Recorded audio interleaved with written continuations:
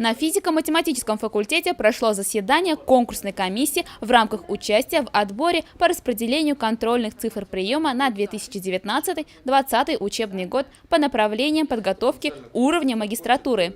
Для нас очень важно, чтобы эти программы, во-первых, были инновационными, во-вторых, чтобы они учитывали пожелания наших работодателей. Сегодня у нас в составе экспертной комиссии и представители научного сообщества, директора школ, и также заслуженные учителя, которые на практике знают, какие выпускники им нужны.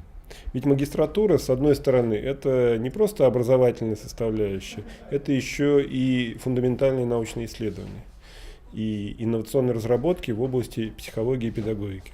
Поэтому в рамках реализации наших магистерских программ мы стараемся учесть и инновации, стараемся учесть базовые основы фундаментальных знаний и непосредственно, чтобы нашим студентам в будущем было интересно. Ведь инновации, они везде проникают во все сферы нашей жизни. И, конечно же, они должны быть в образовании. На рассмотрение были представлены 5 магистерских программ по различным направлениям. Наталья Баринова, доцент кафедры программирования и вычислительной математики, представила программу по направлению педагогическое образование, технология и менеджмент электронного обучения.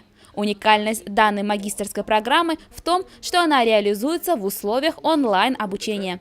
Расстояние для получения образования перестает быть преградой. Личное присутствие магистранта требуется только на сдаче государственных квалификационных экзаменов и защите выпускной квалификационной работы. Одна из особенностей нашей программы в том, что за каждым слушателем, абитуриентом и нашим студентом, закрепляется ментор и тьютор, который напрямую с ним работает.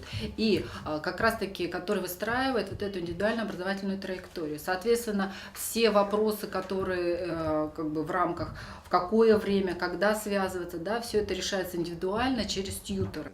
Важной особенностью онлайн-магистратуры является работа над собственным проектом, что позволит студентам отработать получаемые знания на практике.